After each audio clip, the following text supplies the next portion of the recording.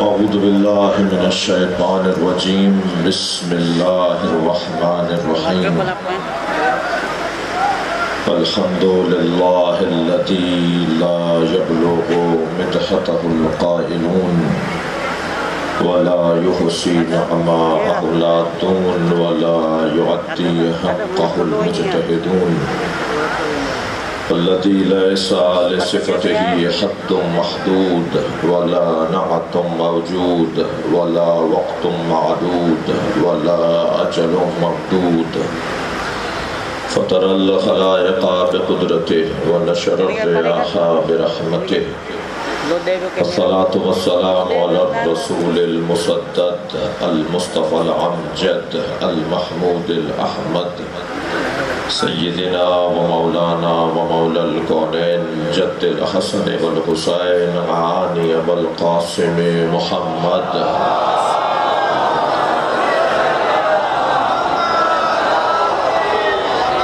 وآله الطيبين الطاهرين المعصومين الذين قال الله إنما يريد الله ليذهب عنكم الرجس أهل البيت ويطهركم تطهيرا اللهم صل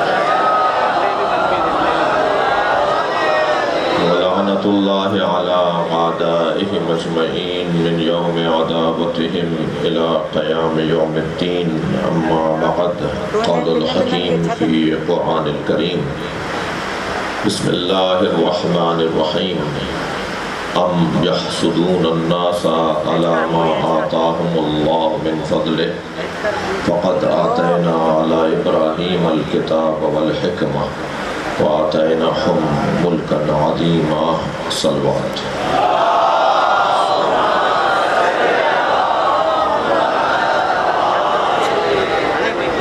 التماس ہے ایک سورہ فاتحہ 3 مرتبہ سورہ اخلاص حاضرین مجلس کے مرحومین خاص طور پر شہروں میں ماہر سیاسیات قوم و ملت قوم و ملک کی خدمت قانون ساز اداروں میں بیٹھ کر قوم و ملت کی قوم و مملکت کی خدمت کرنے والی شخصیت مرحوم مغفور میر اعجاز علی خان تالپور ابن میر غلام علی خان تالپور اور اسی طرح شامل سورہ فاتحہ قرار دیجئے میر عنایت علی خان تالپور رحم اللہ من قرأ الفاتحہ بسم اللہ الرحمن الرحیم اهدنا الصراط المستقيم صراط الذين أنعمت عليهم بسم الله الرحمن الرحيم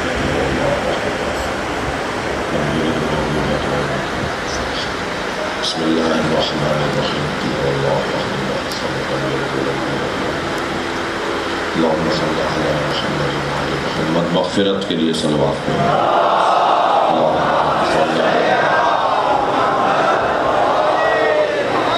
سورہ مبارکہ نساء کی 56ویں آیت میں نے آپ کے سامنے پڑھی ہے۔ اس آیت میں اللہ نے معاشرتی سماجی اور شہری ایک مسئلے کی طرف رہنمائی کی ہے۔ ایک سیاسی شخصیت کی مجلس سے چہلوں میں اور قرآن سے زیادہ کوئی حکمت عطا کرنے والی کتاب ہے۔ خالق کا کلام قرآن اور مخلوق کا کلام نہج البلاغہ، یہ دو ایسے کلام ہیں جو وقت کے محتاج نہیں ہیں۔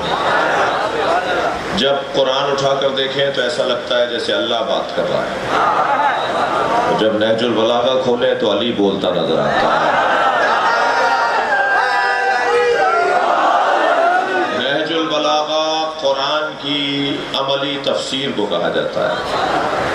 اگر مولا علی کا کلام نہ ہوتا تو قرآن پر عمل ممکن ہے، اس کا ثبوت نہ ہوتا۔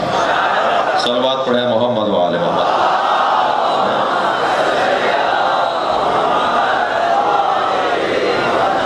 ہمیشہ قرآن اٹھا کر دیکھیں تو تازہ کلام، جیسے اللہ آج ہی ہم سے بات کر رہا ہوں۔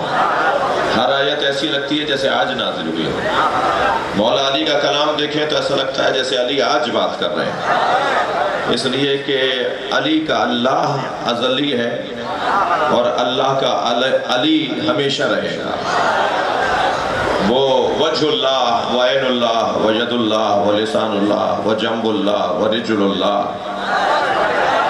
اور اگر آمادہ ہیں تو کہہ دوں وہ نفس رسول و نفس اللہ، وہ تمام تر کمالات کا مجموعہ جسے اللہ نے قرار دیا، وہ ذات کبھی ہمارے ذہن و دماغ سے دور نہیں ہو سکتی۔ اللہ چاہتا ہے کہ علی کی بات ہو، ملا نہیں چاہتا۔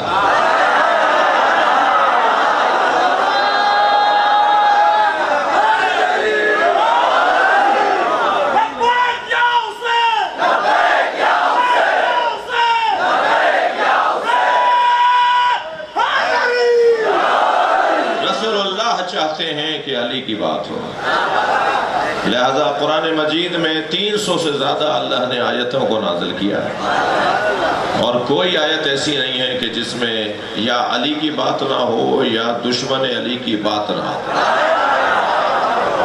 اور ایسے ہی رسول اللہ چاہتے ہیں کہ ہمیشہ ہر جگہ ہر مجلس میں علی کی بات ہو۔ اور مجھے سندھیوں سے اس لیے پیار ہے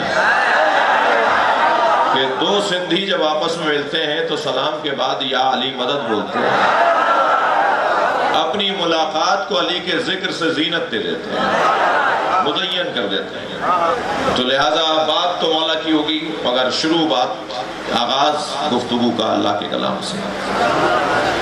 میں نے آپ کے سامنے جو آیت تلاوت کی ہے وہ سماجی ایک مسئلے کی طرف ہماری رہنمائی کر رہی ہے، مگر اس کے ترجمے سے پہلے میں آپ سے یہ کہوں کہ ٹھنڈے کمروں میں بیٹھ کر علی و ولی اللہ کی اذانیں بند کروانے والے ذرا یہ سوچ لیں کہ یہ ذکر ہمارا ایجاد کردہ نہیں ہے، یہ ہم نے شروع نہیں کیا تھا جو تم ہم سے چھین لو گے۔ اس کے پیچھے ارادہ پروردگار ہے، اس کے پیچھے منصوبہ رسالت ہے، اس کے پیچھے اولیاء الہی کی محنتیں ہیں، اس کے پیچھے شہداء کا خون ہے، اس کے پیچھے اللہ کے ولیوں کی محنتیں ہیں، اس کے پیچھے سچے لوگوں کی محنتیں ہیں۔ کہیں سے پیسے پکڑ کر سازشیں کرنے والے اور ہیں، اور اللہ کی خاطر زندگی گزارنے والے اور ہیں۔ یہ مولا کا ذکر کسی کے کہنے اور کسی کے دبانے سے دبنے اور بند ہونے والا نہیں ہے، یہ ذکر تو ابھی اور عام ہوگا۔ ہم ان مجلسوں کے ذریعے شعور کو بہتر کرتے ہیں، جب شعور بہتر ہو جائے گا تو ہر باشعور علی کے دروازے پر آئے گا۔ تھکے نہیں ہے تو جملہ کہو۔ مجھے اس ملنگ سے بڑا پیار ہے جو گنٹھے گلابے ڈال کر، ڈنڈا ہاتھ میں اٹھا کر، کشکول گلے میں لٹکا کر، بازار کوچوں میں، رستوں میں، شاہراہوں پر ایک آواز لگاتا ہے، آج نہیں کل سب علی علی کہیں گے۔ جہاں میں مولوی نہیں پہنچ پاتا وہاں وہ علی کا نام لے جاتا ہے، اور یہ ہونا ہے، یہ ہونا ہے۔ مجھے تو امام کے ظہور کی خوشبو آ رہی ہے، اس لیے کہ امام کے ظہور سے پہلے حقائق کھلیں گے جو الحمدللہ کھلنا شروع ہو گئے ہیں۔ میں خود ڈھونڈ رہا تھا کہ پاکستان میں کوئی یزید کا چاہنے والا ہے۔ ماتمیوں کے ماتم نے چہروں سے نقابیں اتار دیا، اور اب بہت زیادہ چیزیں واضح ہوتی چلی جا رہی ہیں۔ بات جب میں اس انداز کی کرتا ہوں تو ذہن میں رہے کہ سنی ہمارے بھائی نہیں، ہماری جان ہے۔ مسئلہ سنی شیعہ کا ہے ہی نہیں، یہ گفتگو بھی جو ہو رہی ہے یہ سنی شیعہ کی مشترکہ گفتگو ہو رہی ہے۔ مجھے تو پاکستان میں کوئی سنی نہیں ملا جو مولائی نہ ہو، اور خاص طور پر سندھ میں تو یہ حسن ہے۔ میں 2 دن پہلے ایک بہت بڑے افسر مجھ سے ملنے کے لیے آئے، اور بہت بڑی پوسٹ پر وہ اس وقت ہیں، مجھ سے کہنے لگے کہ جی سندھ کا حسن یہ ہے کہ زوجائیں شیعہ ہیں تو شوہر سنی، اور اگر شوہر شیعہ ہیں تو بیویاں سنی، جی آدھے بچے سنی تو آدھے شیعہ، جی اور کزن سنی تو دوسرا کزن شیعہ، جی اور گھر سنی ہے مگر علم عباس کا لگا ہوا ہے۔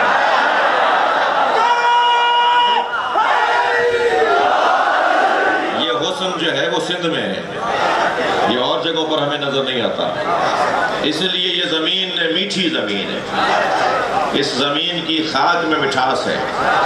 یہ لوگ جس گھڑے سے پانی پیتے ہیں وہ کربلائی ہے، کربلائی گھڑا ہے۔ یہ جس مٹکے سے پانی پیتے ہیں نا، اس مٹکے میں فرات کا پانی ہے، توجہ ہے؟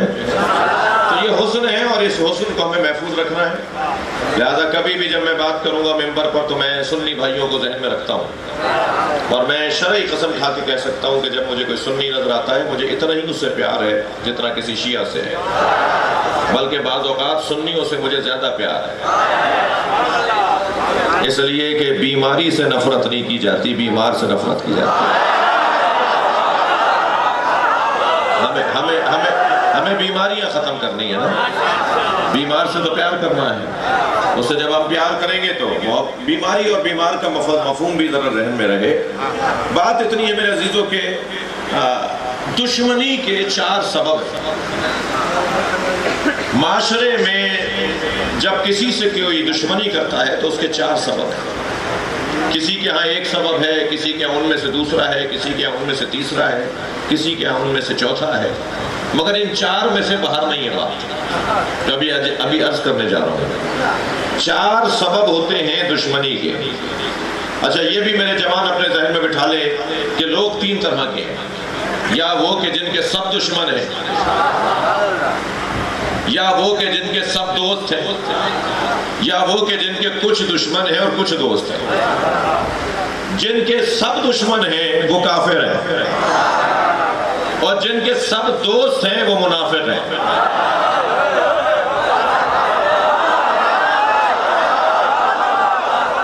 ان کی تو سب سے دوستی ہے بھائی، ان کی سب سے دوستی ہے، ان کا کوئی مخالف ہی نہیں ہے جی۔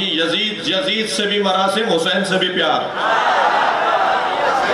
یہ وہ والے لوگ کہ وہاں جائیں تو ان جیسے اور یہاں آئیں تو ان جیسے، جو روزانہ رنگ بدلے، جو روزانہ ڈھنگ بدلے، جو روزانہ در بدلے، جو روزانہ مرید بدلے، جو روزانہ پیر۔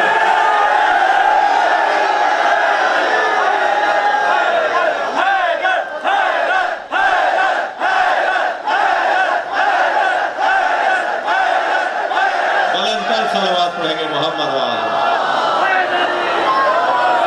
اچھا یہ تسلی دیجئے کہ ہم وہ نہیں ہیں جو موسموں سے گھبراتے ہوں۔ یہ جو ہمارے مخالفوں کو پریشانی ہے نا وہ اسی بات کی ہے، ایک پٹاخہ پھوٹ جائے تو یہ غائب ہو جاتے ہیں، ہم تو پیر ہی وہاں رکھتے ہیں جب بم ہوتا ہے۔ لبیک یا حسین،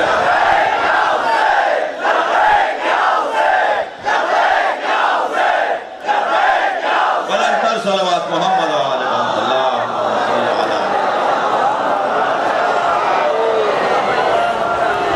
توجہ ہے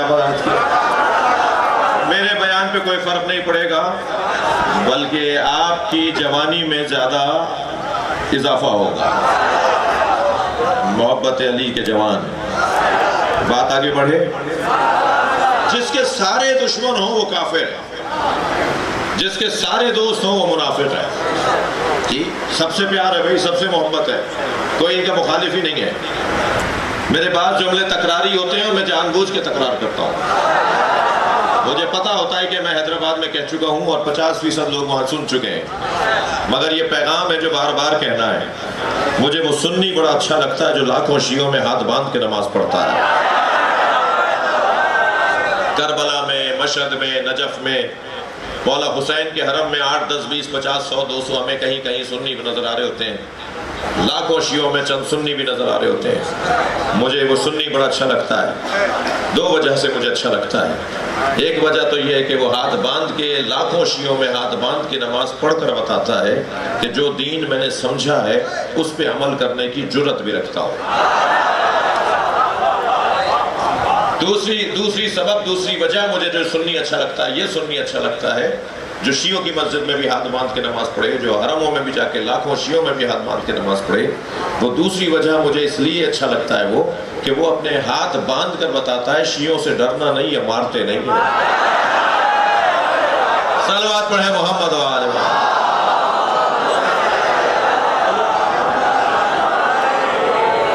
صحیح ہے، مگر ذرا کڑوا جملہ سنیے. مجھے جتنا وہ سنی اچھا لگتا ہے جو لاکھوں شیعوں میں ہاتھ باندھ کے نماز پڑھتا ہے، اتنا ہی مجھے وہ شیعہ برا لگتا ہے جو 4 سنیوں میں ہاتھ باندھ لیتا ہے.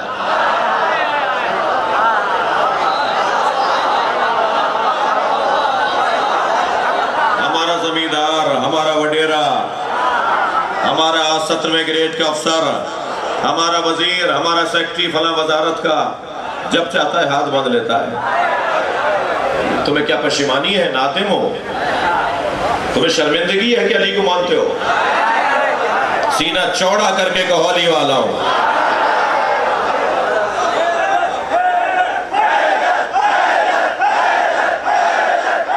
بلندتر صلوات محمد و آل محمد. اللہم صل علی. پشیمانی ہے، ندامت ہے. کوئی پشیمان ہو کہ علی ولی اللہ پڑھتے ہو؟ بتاؤ کہ بھائی میں مولا کا چاہنے والا ہوں. ایک صاحب تو مجھے ملے کہنے لگے مولانا آپ کا جملہ مجھے ذبح کر گیا. تو آئندہ میں نے طے کیا کہ حالات کیسے ہی ہوں، میں تو جب ہاتھ کھولنے والا ہوں تو کھولوں گا. مگر کہنے لگے کیا کروں، ایک جگہ میں چلا گیا، دائیں بائیں میرے مرحب کی طرح لمبے لمبے لوگ کھڑے تھے. تو میں نے کیا کیا، ایک کھول دیا ایک باندھ لیا. تو نہ سنی نہ شیعہ نہ سنی ہو گیا. تو کچھ لوگ سنی ہوئے ہوئے ہیں. یہ پوری طرف وہاں چلے جاؤ. صلوات پڑھ لیں ذرا محمد و آل محمد.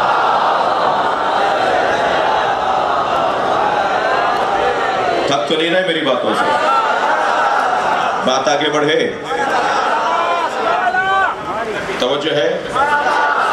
عزیزو، دشمنی کے 4 سبب ہیں. آمادہ ہیں؟ جنہیں بارش تنگ کرے وہ اندر آ سکتے ہیں، یہاں جگہ ہے. کیونکہ بہت سارے لوگ امیدوار ہیں یہاں بیٹھنے کے. 4 سبب، دشمنی کے 4 سبب. یہ کیا ہوا بھائی؟ بات کیجئے نا مجھ سے. ایسے تو نہیں، مجلس ہو رہی ہے یہ. بیٹھے رہو بھائی، کہاں جا رہے ہو؟ بیٹھے رہو بیٹھے رہو، ثواب زیادہ ہے. بیٹھے رہو، میں نے ایسی اجازت دی تھی. بیٹھے رہو.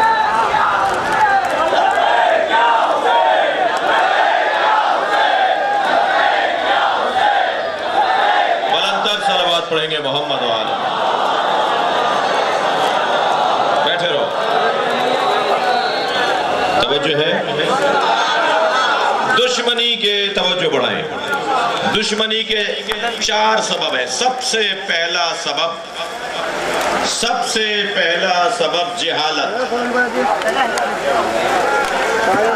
ہاں بولو، بات کرو. اچھا چلے میں اپنا مضمون تبدیل کرتا ہوں. اور مضمون یہ ہے کہ توجہ، مضمون یہ ہے کہ ہم جس دروازے پر بیٹھے ہیں نا، وہ زمانے کو مڑ کر نہیں دیکھتے، موڑ کے دیکھتے ہیں. حالات کو اپنے حق میں تبدیل کرنا ہمیں آتا ہے. تو میں ایک پیغام یہ دینا چاہوں گا کہ جس مولا علی کے دروازے پر ہم بیٹھے ہیں نا، یہ سارا پانی اگر روشنائی ہو جائے. حدیث سنانے جا رہا ہوں آپ کو. مولا نبی فرماتے ہیں لو ان الریاض اقلام. توجہ، اگر ساری دنیا کے درخت قلم بن جائیں. کون کہہ رہا ہے؟ مولا نبی فرما رہے ہیں. سرکار دو جہان کی حدیث ہے.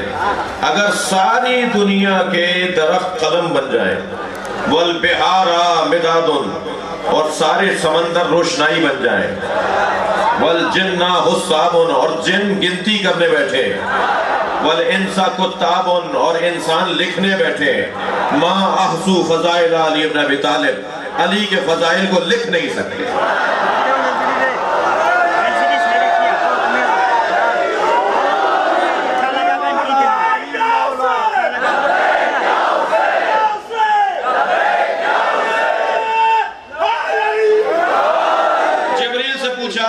سرکار کی خدمت میں جبریل تھے. سرکار کی خدمت میں جبریل بیٹھے تھے. سرکار نے فرمایا یا جبریل کم عمرک، تمہاری عمر کتنی ہے؟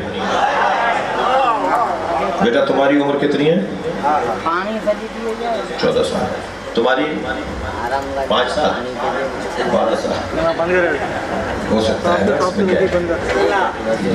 تمہاری 12 سال ہو گئے، تمہاری 14 سال. اس بچے کو پتا ہے عمر بولتے ہیں. تم ہمارے بچوں کا مقابلہ نہیں کر سکتے ہیں، ہمارے علماء کا کیا مقابلہ کرو.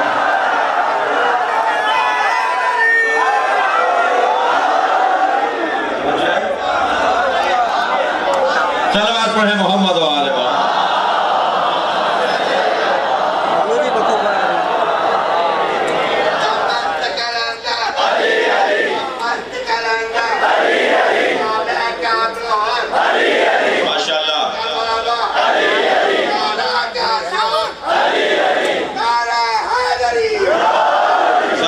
محمد و آل محمد.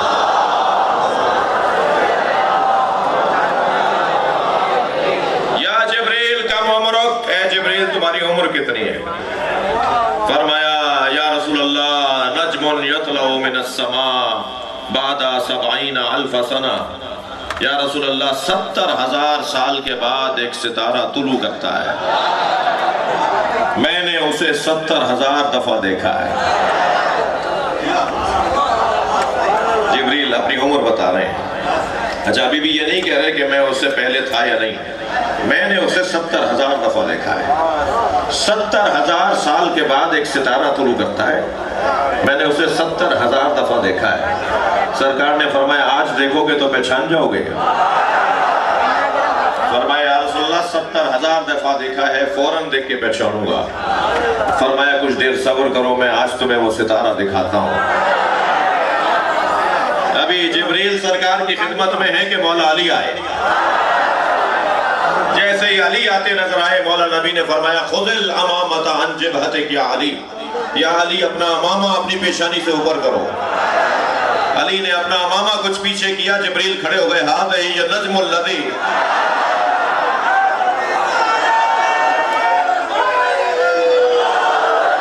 یہ علی کی پیشانی پہ لگا ہوا ستارہ وہی ستارہ ہے. آگے بڑھ کر مولا علی کے ہاتھوں کا بوسہ دیا. تھکے تو نہیں؟ اب جو اندر چلے گئے وہ واپس نہیں آ سکتے ہیں. صلوات پڑھیں محمد و آل محمد. اس سے بہتر اور بلند صلوات نبی کی طرف.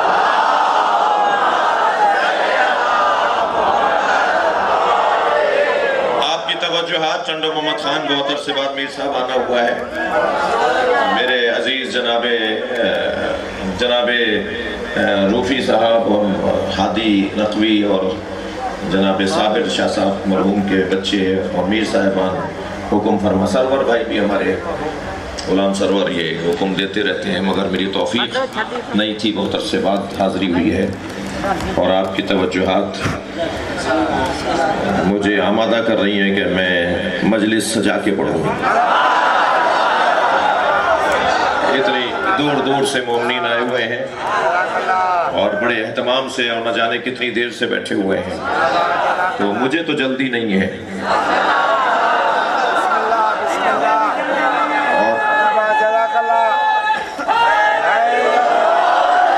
جبریل امی آگے بڑھے اور مولا علی کے ہاتھوں کا بوسہ دیا. تو سرکار نے پوچھا کہ جبریل تم ان کا ادب احترام کس وجہ سے کر رہے ہو؟ یہ تو جوان ہے، تمہاری تو عمر بہت ہے.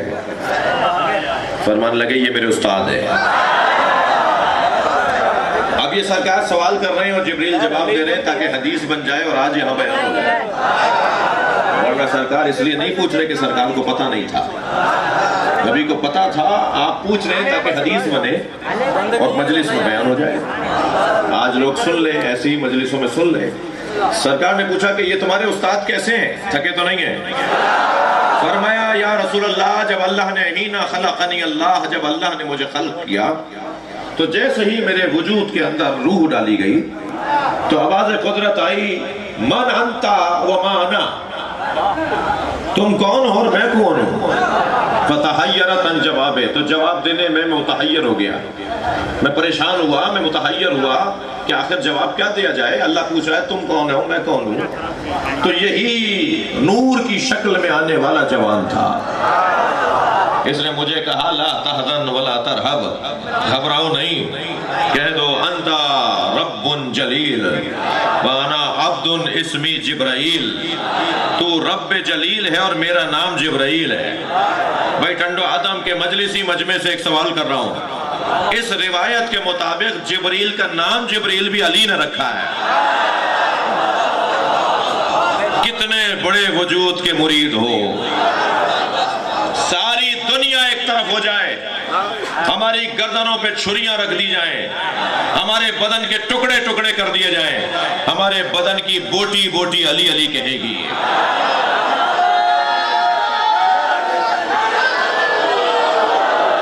خبردار خبردار، وہ دور چلا گیا۔ یہ پاکستان ہے، ایک سنی نے سوچا تھا، ایک شیعہ نے بنایا تھا۔ یہاں سنی اور شیعوں کی جگہ ہے، تکفیریوں کے لیے کوئی سوراخ بھی نہیں ہے، تکفیریوں کے لیے یہاں کوئی سوراخ بھی نہیں ہے۔ ابھی تو میری قوم میں کردار اور عمل کی کچھ کمزوریاں ہیں، اگر یہ کردار اور عمل بہتر ہو جائے تو ہمارا دشمن میوزیم میں بھی نہیں ملے گا۔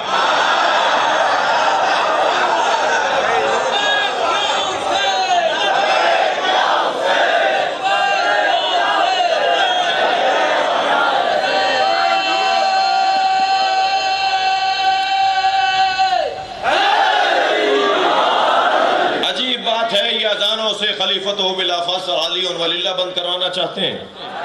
مجھے 27 سال ہو گئے اشرے پڑھتے ہوئے، میری 48 سال عمر ہے، مجھے باقاعدہ اشرے پڑھتے ہوئے 27 سال ہو گئے۔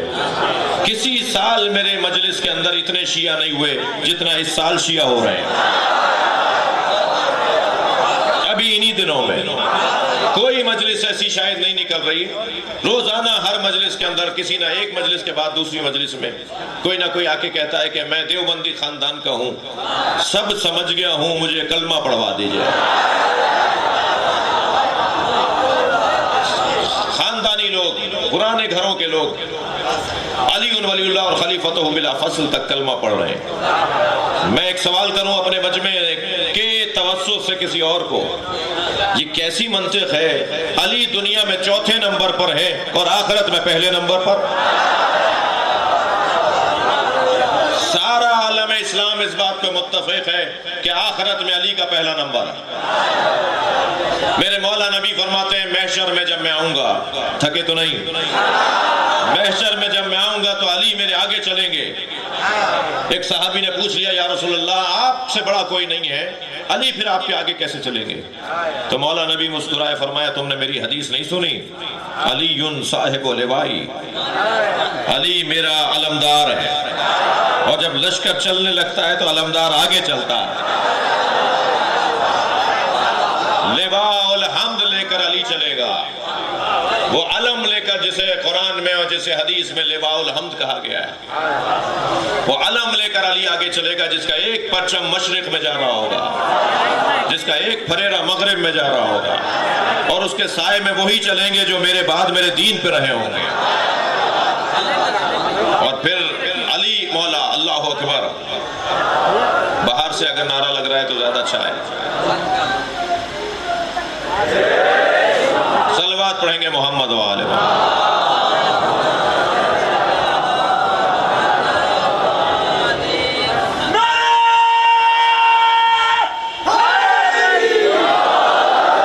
اب مضمون پڑھوں۔ 4 سبب ہیں دشمنی کے، کسی سے بھی کسی کی اگر دشمنی ہے تو ان میں سے کوئی ایک سبب ضرور ہے۔ جی، ہمیں دشمنی کے لیے پیدا نہیں کیا گیا۔ خبردار سنی بھائیوں سے کوئی نفرت نہ کرے، یہ علی کے مریدوں کا مجمع ہے، یہ علی کے مریدوں کا مجمع ہے۔ مولا علی تو غیر مسلموں کے لیے بھی دروازہ کھلا رکھتے ہیں۔ لو سنیت لی البسادہ، فرماتے ہیں میرے لیے مسند قضاوت کو اگر بچھا دیا جائے، لفتات و اہل تورات میں توراتے ہیں، میں تورات والوں کا فیصلہ تورات کے مطابق کروں گا، اہل انجیل بانجیلہم، اور انجیل والوں کا فیصلہ انجیل کے مطابق کروں گا، قرآن والوں کا فیصلہ فیصلہ قرآن کے مطابق کروں گا۔ انجیل پکار کے کہے گی جو فیصلہ علی کا ہے وہی میرا ہے۔ تورات پکار کے کہے گی جو فیصلہ علی کا ہے وہی میرا ہے۔ قرآن پکار کے کہے گا جو فیصلہ علی کا ہے وہی میرا ہے۔ مولا چاہتے تو فرما دیتے کہ میں مسیحیوں کا فیصلہ نہیں کروں گا، اس لیے کہ انجیل منسوخ ہو گئی، اب اس کی جگہ قرآن آ گیا ہے، مسلمان ہو جاؤ تو تمہارا فیصلہ کروں گا۔ علی چاہتے تو کہہ دیتے میں یہودیوں کا فیصلہ نہیں کروں گا، وہ مسلمان ہو جائیں تو فیصلہ کروں گا، مگر نہیں، علی ہے۔ فرما رہے ہیں اگر مسیحی بھی آئیں گے تو میرے گھر سے خالی ہاتھ نہیں جائیں گے، یہودی بھی آئیں گے تو مجھ سے نامراد نہیں جائیں گے، میرا دروازہ سب کے لیے کھلا ہوا ہے۔ میں اگر اپنے لب و لہجے میں کہوں کہ مولا نے کل یہودیوں اور عیسائیوں کے لیے دروازہ کھولا، آج اگر مسلمان ہندوؤں کے لیے دروازہ بند کر رہا ہے، عیسائیوں کے لیے دروازہ بند کر رہا ہے، تو کم سے کم وہ علی کا چاہنے والا مرید نہیں ہے۔ دوسروں کو گھٹے ہوئے دماغ کا تنگ نظر ہونے دیجئے، مجھے نہیں پتا کون کیسا ہے، مگر میں تو آپ کے بارے میں بات کر رہا ہوں۔ علی کے چاہنے والے اپنے تنگ نظر نہیں ہوتے، علی کے چاہنے والے گھٹے ہوئے نہیں ہوتے۔ جو شرعی تقاضے ہیں توجہ، جو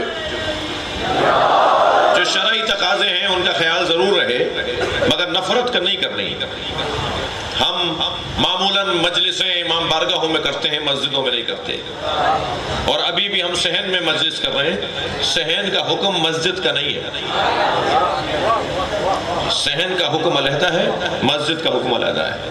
صحن مسجد نہیں ہوتی، یہ ضمناً میں نے بچوں کو شرعی مسئلہ بتا دیا، یعنی صحن مسجد میں نماز جنازہ مکروہ نہیں ہے، مگر اندر لے جا کر اگر آپ نماز جنازہ پڑھائیں گے تو نماز جنازہ مکروہ ہے۔ یہاں اور حکم ہے، وہاں اور حکم ہے۔ ہم پوری دنیا میں امام بارگاہ علیحدہ بناتے ہیں، مسجدیں علیحدہ بناتے ہیں۔ پیسے زیادہ ہیں آپ کے پاس،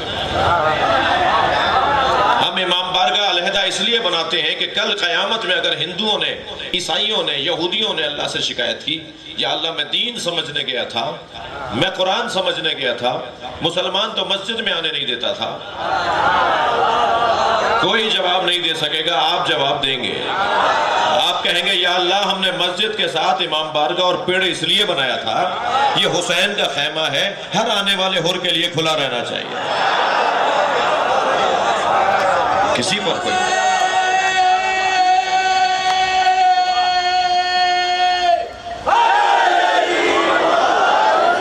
کوئی پابندی نہیں ہے۔ وسعت قلبی، یاد رہے دشمنی کے 4 سبب ہیں۔ سب سے پہلا سبب دشمنی کا جہالت، اور یہ میں نہیں کہہ رہا، مولا علی کا فرمان، میرے مولا سرکار فرماتے ہیں الناس اعداء ما جہلوا، انسان دشمن ہے اس چیز کا جس سے وہ جاہل ہے۔ شیعہ ایسے، شیعہ ویسے۔ ایک بچی کو داخل کروایا اس کے پیرنٹس نے ایک اسکول میں، ایک ہفتے کے بعد ایک بچے نے پوچھا کہ تم کون ہو؟ وہ بچی کو کہہ دینا چاہیے تھا کہ میرا نام یہ ہے، اپنا نام بتا دیتی، مگر بچی نے عادتاً کہہ دیا میں شیعہ ہوں۔ جیسے اس بچی نے کہا نا میں شیعہ ہوں، تو سارے بچے اسکول کلاس چھوڑ کے بھاگے۔ توجہ ہے، سارے بچے، کراچی کی ایک جگہ کی بات بتا رہا ہوں، سارے بچے کلاس سے بھاگے اور پرنسپل کے کمرے میں جا کے کہنے لگا اس کلاس میں نہ جائیے گا وہاں شیعہ ہے۔ کہنے لگے کیا ہوا شیعہ ہے؟ کہا ہمارے ابا نے بتایا تھا اس کے سینگ ہوتا ہے، ہماری اماں نے بتایا تھا اس کے دم بھی ہوتی ہے۔ یہ جہالت ہے۔ مجھے ایک بہت بڑے افسر کہہ رہے تھے کہ ہمیں ایک قرآن پڑھانے آتے تھے مولوی صاحب، تو محرم آئے تو ہم نے شیعہ دوستوں کے ساتھ، ہمارے محلے میں شیعہ بھی تھے، ہم بھی رہتے تھے، شیعہ دوستوں کے ساتھ ہم نے فرش بچھوایا، مجلس کروائی، اور جب نیاز ہوئی تو نیاز بھی کھائی۔ عاشور کے دن، دوسرے دن 11 محرم کو جب وہ قرآن پڑھانے آئے تو کہنے لگے کہ کل کیسا دن گزارا؟ ہم نے کہا جی جلوس نکلے ہوئے تھے، ہم بھی شیعوں کا ماتم دیکھنے گئے تھے۔ کہنے لگے اور کیا کیا؟ کہا ہم نے ماتم دیکھا۔ اور کیا کیا؟ ہم نے علم دیکھا، زلجنہ دیکھا۔ اور کیا کیا؟ اب ان کو کہہ تو سکتے نہیں تھے بچوں کو تمہارا نکاح ٹوٹ جائے گا۔ وہ پوچھ رہا تھا اور کیا کیا، اور کیا کیا؟ تو کہنے لگے جی ہم نے نیاز بھی کھائی۔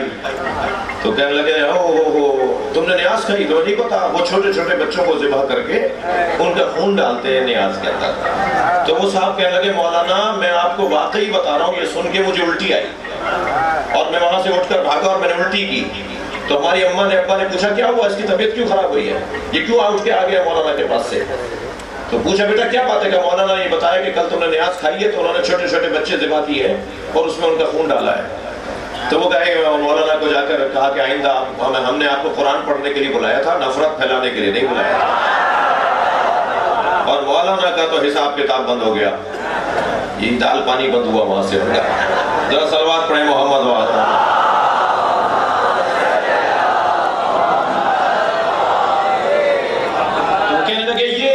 کے بارے میں ہمیں بچپن میں اگر کوئی روکتا تھا نا اب تک آنے کے لیے تو ہمیں یہ کہا جاتا تھا۔ میں بحرین ایئرپورٹ کے اوپر کہیں سے ٹرانزٹ، میری ایک جگہ سے دوسری جگہ کی فلائٹ تھی، 8 گھنٹے کا رسٹے تھا، تو جہاں بیٹھا ہوا تھا وہاں بہت سارے لوگ آگے بیٹھے ہوئے اتفاق سے پاکستان کے تھے، انہوں نے بھی یہی بات مجھ سے کی، سارے پڑھے لکھے، ہر فرد ان کے گھر میں ڈاکٹر تھا۔ کہنے لگے جی یہ تو شیعہ حضرات تو بچوں کو کاٹ کے نیاز پکاتے ہیں محرم میں۔ تو میں نے کہا حضور آپ پڑھے لکھے آدمی ہیں، عقل کے ناخن لیں، ہر شہر میں نیاز ہوتی ہے؟ نہیں۔ کہنے لگے ہر شہر میں ہوتی ہے، بعض شہروں میں تو ہر محلے میں ہوتی ہے۔ تو میں نے کہا کسی ایک محلے میں تو کوئی FIR کٹتی کہ ہمارا بچہ گم ہو گیا؟ شیعوں کی مجلس ہوئی تھی، صلوات پڑھیں ذرا محمد وعلیہ۔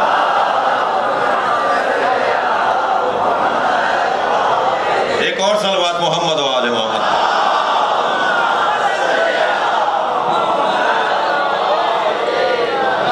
جہالت، توجہ میرے ساتھ ہے، میرے بچوں جوانوں، تمہارے ہاتھوں میں جو موبائل ہے، گھنٹوں اس کے اندر رول فال دیکھنے کے بجائے، واہیات چیزوں کو دیکھنے کے بجائے، معقول منطقی جملوں پر مشتمل پیغامات لکھو اور ان تک پہنچاؤ جن کے ہاں علم نہیں ہے، جہالت ہے۔ آپ جب تک علم عام نہیں کریں گے اس وقت تک معاشرے سے دشمنی ختم نہیں ہوگی۔ تقریباً 80 سال پرانی بات بتا رہا ہوں، 70 سال پرانی۔ سعودی عرب کے مفتی اعظم تھے مفتی ابن بن باز، ان سے ہمارے علماء ملنے گئے تو پہلے تو ٹائم نہیں دے رہے تھے، ٹائم دیا تو سلام کے جواب میں کہا ایھا الکافرون، آ جاؤ بیٹھو اے کافرو، آؤ بیٹھو بات کرو۔ ہمارے علماء اپنی ساری کتابیں دے کر آ گئے، 6 مہینے کے بعد دوبارہ ٹائم مانگا تو جب وہ اندر داخل ہو رہے تھے تو کھڑے ہو کر استقبال کیا اور کہا السلام علیکم ایھا المسلمون، سلام ہو تم پر اے مسلمانوں۔ تو انہوں نے پوچھا جی 6 مہینے پہلے ہم کافر تھے، آج ہم مسلمان کیسے ہو گئے؟ کہنے لگے ہم تمہارے بارے میں جانتے نہیں تھے کہ تمہارے عقیدے یہ ہیں۔ میں ان بچوں اور جوانوں سے کہہ رہا ہوں اگر کوئی آپ سے کہنا کہ تمہارا عقیدہ توحید کیا ہے، اللہ کو مانتے ہو یا نہیں مانتے شیعو، تو پھر دعائے کمیل پکڑا دیا کرو۔ دعائے کمیل ہمارا نصاب توحید ہے، ہم اللہ کو وہی مانتے ہیں جو علی اللہ کو مانتا ہے۔ صلوات پڑھیں محمد وعلیہ محمد۔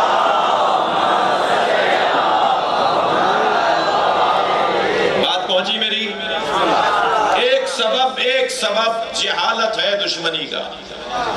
اگر آپ کے ساتھ شیعہ برادری کے ساتھ کوئی دشمنی کر رہا ہے تو اس کا ایک سبب جہالت ہے، اس کی جہالت برطرف کر دیجئے۔ جی گزشتہ 15 سال سے میں پاکستان میں سنتا آ رہا تھا کہ شیعہ حضرات متا کرتے ہیں، زنا کرتے ہیں۔ خود مجھے کہا کہ یہ اس کی اولاد ہے، یہ اس کی اولاد، 9ویں کی اولاد ہے، 6ٹھی کی اولاد ہے، 7ویں کی اولاد ہے، شب عاشور کی اولاد ہے، ان کے یہاں متا ہوتا ہے، ان کے یہاں زنا ہوتا ہے۔ جی 15 سال سے میں یہ تانا سنتا آ رہا تھا۔ اس سال خدا نے کچھ ماحول بنایا اور ایک ٹی وی چینل پر یہ بحث آ گئی کہ جی متا کسے کہا جاتا ہے، یہ حرام ہے یا حلال ہے؟ تو طے ہوا کہ کل بتائیں گے۔ کل جب مولانا امین شہیدی صاحب حوالے لے کر گئے تو سب نے متفق ہو کر کہا کہ ہم اس موضوع پہ بات نہیں کریں گے، میدان سے بھاگنے والے تو مرد نہیں ہوتے ہیں، کیوں نہیں بات کریں گے؟ آپ نے کل کہا تھا یہ حرام ہے اور زنا ہے تو آج بات کرو نا۔ تو ہم نے اس وقت میں کہا تھا، یہ بات ماہ مبارک رمضان کی ہے، تو ہم نے اس وقت میں کہا تھا کہ بتا دو دوستوں کہ ہمارے پاس 10 حوالے ہیں کہ کون کون سے صحابی محترم نے متا کیا اور ان کا کون کون سا بیٹا متا کی وجہ سے دنیا میں آیا۔ اور بہت بڑا نام بتا دیتا ہوں، جناب عبداللہ ابن زبیر۔ جب عبداللہ ابن زبیر نے متع کو زنا بولا تو جناب ابن عباس نے فرمایا بیٹا خبردار آئندہ یہ باتیں نہیں کرنا. کہنے لگے نہیں یہ تو حرام کام ہے، زنا ہے، فلاں ہے. عبداللہ ابن زبیر نے جب یہ فرمایا تو حضرت عبداللہ ابن عباس نے فرمایا پھر اپنی والدہ جناب اسما سے جا کے پوچھ لیجئے، جناب اسما سے جا کے، معاف کیجئے گا ام سلمہ سے جا کے پوچھ لیجئے، ان سے پوچھ لیجئے جا کر کہ آپ کے والد حضرت زبیر کا آپ کے ساتھ یعنی ان کے شوہر کا ان کے ساتھ کون سا نکاح تھا. انہوں نے جا کے پوچھا اماں کیا معاملہ تھا؟ کہا متع تھا. تم متع کی وجہ سے تو دنیا میں آئے ہو. اتنا بڑا شیعہ مجمع بیٹھا ہے، میں خود آپ کے سامنے بیٹھا ہوں، آج تک ہم نے تو متع نہیں کیا. ایک چیز کا حلال ہونا اور ہے اور اس کا انجام دینا اور ہے. ہزاروں حلال کام ہیں جو ہم انجام نہیں دیتے، مگر حلال کام جان کر ہمیں پتا ہے کہ ہم حرام سے بچ سکتے ہیں. جی ساری قوم کو تم کہتے ہو متع کی اولاد ہے، توہین کرتے ہو، بے ادبیہ کرتے ہو. دکھا دیجئے ان کی کتابیں نکال کے کہ کس کس نے متع کیا تھا. ایک صاحب کہنے لگے جی صرف حضرت ابن عباس سے جو آخری وقت تک قائل رہے کہ نبی نے حرام قرار نہیں دیا تھا. میں نے کہا پھر ان سے کہہ دیجئے کہ اگر کوئی ایک صحابی بھی یہ کہتا ہے کہ متع حرام نہیں ہوا تھا تو آپ کا دیا ہوا قاعدہ یہ ہے کہ اصحابی کالنجوم بِأَيِّهِمْ اِقْتَدَيْتُمْ اِحْتَدَيْتُمْ. اگر کسی بھی ایک صحابی کی پیروی تم نے کی تو تم ہدایت یافتہ کہلاؤ گے، گمراہ نہیں کہلاؤ گے. تو ہم حضرت ابن عباس کی پیروی کر رہے ہیں کہ ہم اسے حرام نہیں مانتے. آپ کے دیے ہوئے قاعدے کے مطابق ہم ایک صحابی کی پیروی کر رہے ہیں جو یہ کہتے تھے کہ حرام نہیں ہے. جہالت کو ختم کیجئے. ان کا 40 پاروں کا قرآن ہے، 10 پارے فلاں کی بکری کھا گئی. بکری ان کی ہے، جواب ہم دیں.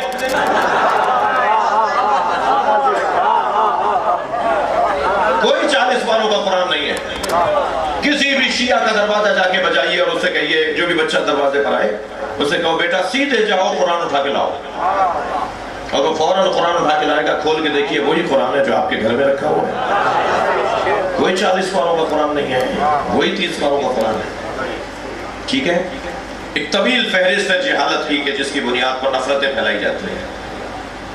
لیکن نہیں عزیزان گرامی، وقت بدل گیا ہے، دور تبدیل ہو گیا ہے. اب یہ دال گلے گی نہیں، اب یہ ہڈیاں اترنے والی نہیں ہے. یہ تم چڑھائے رکھو بالآخر تم بھوکے ہی رہو گے. توجہ ہے. ایک سبب ناراض تو نہیں ہے، خفا تو نہیں ہو رہے. ایک سبب دشمنی کا جہالت، دوسرا سبب دشمنی کا توجہ ہے، دوسرا سبب دشمنی کا تعصب. تعصب کی 2 قسمیں، یا لسانی بنیاد پر تعصب ہوتا ہے یا مذہبی بنیاد پر تعصب ہوتا ہے. وہ پنجابی ہے، وہ پٹھان ہے، وہ اردو بولتا ہے، وہ پختون ہے، وہ مثال کے طور پہ سندھی ہے، وہ پنجابی ہے. یہ زبان کی بنیاد پر تفریق، اسے تعصب لسانی کہتے ہیں. ہماری تو زبان وہی ہے جس میں ہمیں علی سمجھ میں آئے.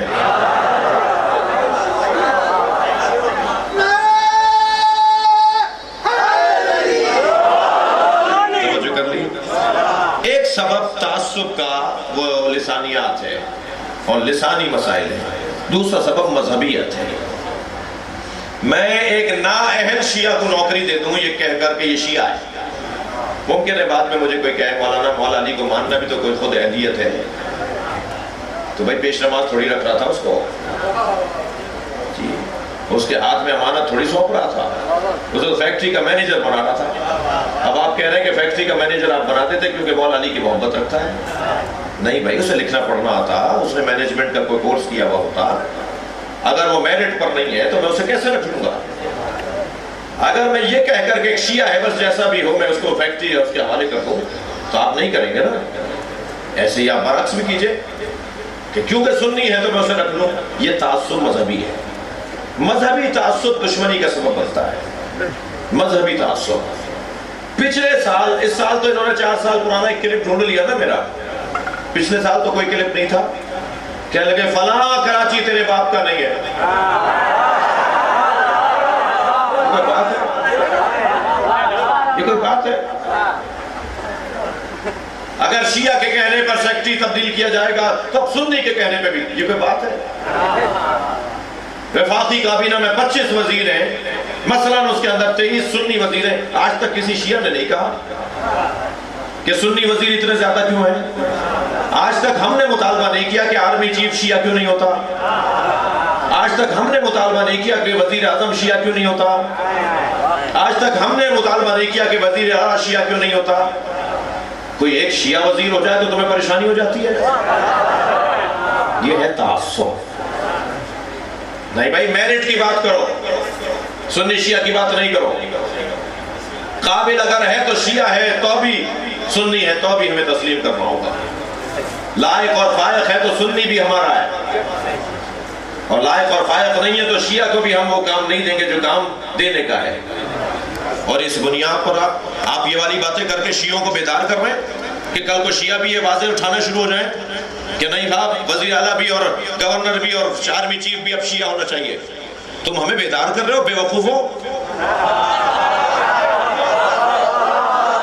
ہمارا دشمن بے وقوف ہے، مجھے اس پہ افسوس ہے.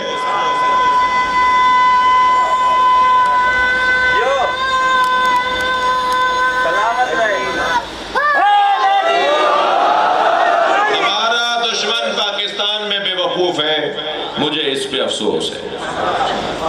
دشمن کو سمجھدار ہونا چاہیے. جی یہ کوئی بات نہیں ہے. تعصب دشمنی کا سبب ہے. آگے بڑھوں. کینہ کینہ کینہ دل میں بٹھا لی. ایک بات دل میں ایک بات بٹھا لی، بس اس کو دماغ میں لیے بیٹھے ہیں.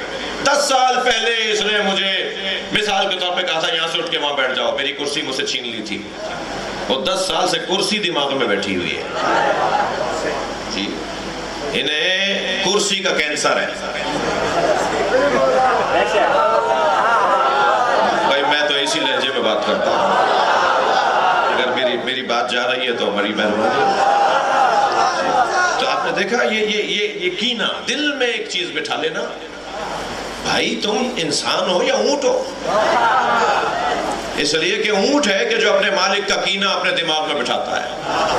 20 سال کے بعد بھی اسے موقع ملے گا تو گردن دبا لے گا. 20 سال تک اس سے چارہ کھاتا رہا، مگر ایک دفعہ لکڑی ماری تھی تو اس کا کینہ دماغ میں بٹھا کے گردن دبائے گا.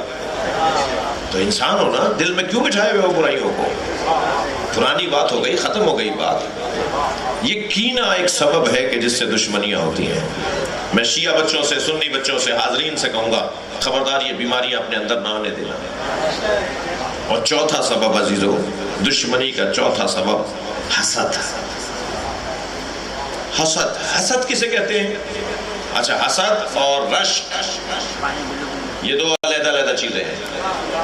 حسد اور رشک.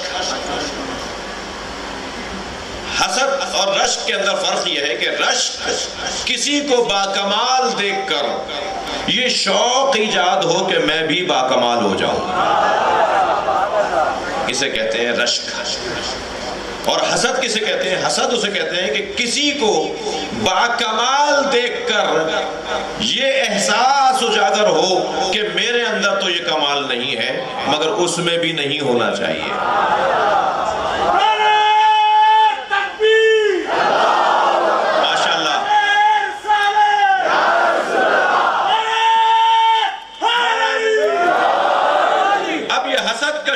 مریض پوری کوشش کرتا ہے کہ وہ کمال اس میں سے بھی ختم ہو جائے.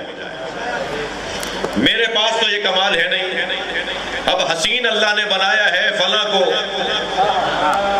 اگر چہرہ ان کا بگڑا ہوا ہے تو اب یہ کہتے ہیں کہ اگر میں حسین نہیں ہوں تو وہ بھی نہ رہے.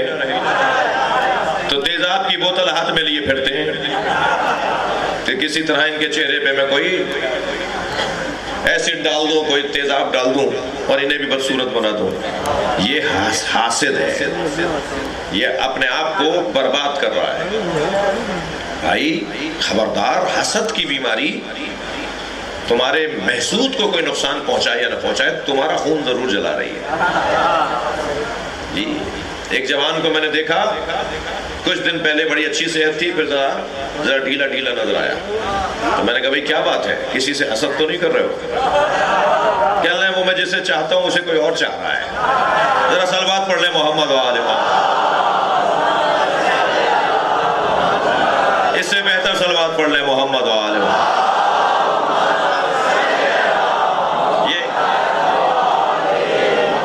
یہ جو حسد کی بیماری ہے نا میرے عزیزوں، میرے بچوں، میرے جوانوں، تکلیف میں مبتلا تو نہیں ہے نا؟ یہ حسد کی بیماری بڑی خطرناک بیماری ہے. اس بیماری سے اپنے آپ کو بچانا ہے. اس بیماری سے اپنے آپ کو بچانا ہے. اب آ جائیے میرے اصلی مضمون کی طرف. کبھی غور کیا کہ اہل بیت کے ساتھ اتنا ظلم کیوں ہوا؟ میرے مولا علی سے کسی نے پوچھ لیا، مولا یہ آپ کے ساتھ اتنا کچھ آپ نے دین کی خدمت کی، کافروں کو مشرکوں کو مارا، مسلمانوں کی راہ کو آسان کیا، مسلمانوں کے رستوں کو آسان کیا، اسلامی تعلیمات کو عام کیا، نبی کے لیے آپ راحت جان رہے، پھر بھی آپ کے ساتھ اتنا حسد، اتنے آپ کے ساتھ دشمنی. تو آپ نے قرآن کی یہ آیت تلاوت کی جو میں نے تلاوت کی ہے ابھی. مولا نے فرمایا تم نے قرآن میں آیت نہیں پڑھی؟ سورہ نساء آیت نمبر 54. ام یحسدون الناس علی ما آتاہم اللہ من فضلہ. یا حسد کرتے ہیں لوگ ان سے جنہیں اللہ نے اپنے فضل سے عطا کیا ہے. صلوات پڑھیں مولا کی ذات پر.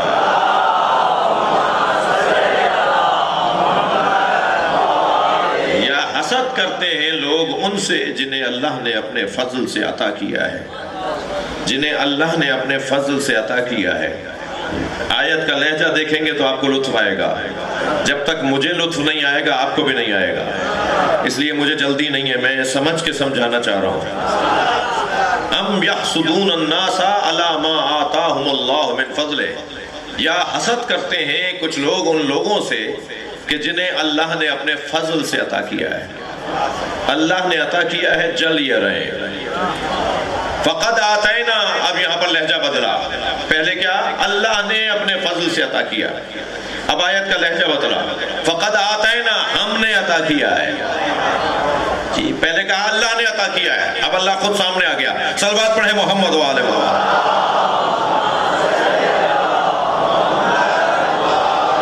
اب اپنے بارے میں خود کہہ رہا ہے فقد آتینا علی ابراہیم، اور ہم نے عطا کیا ہے علی ابراہیم کو.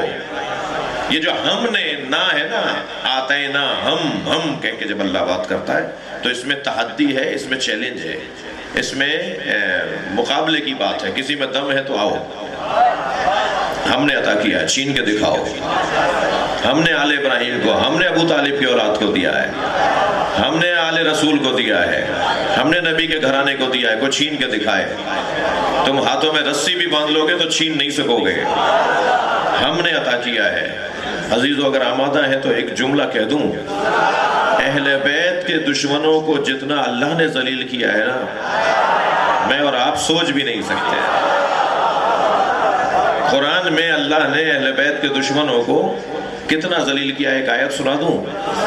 یریدون لیطفئوا نور اللہ بافواہہم. کچھ لوگوں نے ارادہ کیا ہے کہ اللہ کے نور کو اپنی پھونک سے بجھائیں. بنی امیہ اور بنی عباس کی ساری طاقتوں کو اللہ نے پھونک بولا ہے. اس سے زیادہ اور کیا ذلیل ہے؟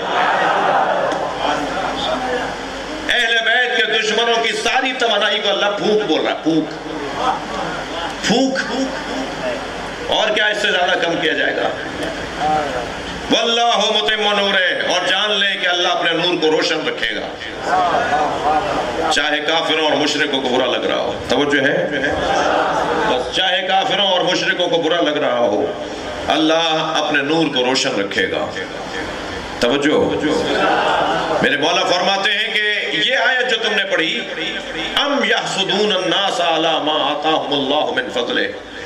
یا حسد کرتے ہیں کچھ لوگ ان سے جنہیں اللہ نے اپنے فضل آتیناہم وقد آتینا آل ابراہیم الکتاب والحکمہ. اور ہم نے عطا کیا ہے آل ابراہیم کو کتاب اور حکمت.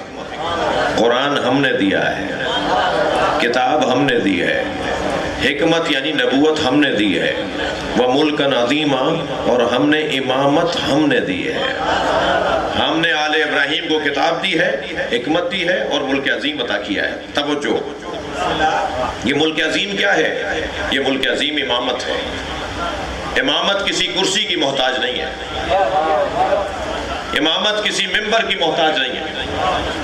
میرے مولا علی چوتھے دور حکومت میں جب نبی کی جگہ جا کے بیٹھے تو سرگوشیاں ہونے لگیں، حضرت عمار ممبر کے برابر میں بیٹھے تھے۔ مولا علی نے دیکھا کہ لوگ کان میں ایک دوسرے سے کچھ کہہ رہے ہیں، تو حضرت عمار سے کہا عمار یہ کیا باتیں کر رہے ہیں؟ فرمایا یا رسول اللہ یہ آپس میں کہہ رہے ہیں کہ آپ وہاں بیٹھ گئے جہاں نبی بیٹھتے تھے۔ توجہ ہے؟ تو مولا نے ان سب کو مخاطب کر کے فرمایا ما ھذہ الآواد، ممبر پہ ہاتھ مارا، ما ھذہ الآواد انا راکب کتف النبی، یہ لکڑیوں کا ڈھیر کیا ہے، میں نبی کے دوش پہ بیٹھا ہوں۔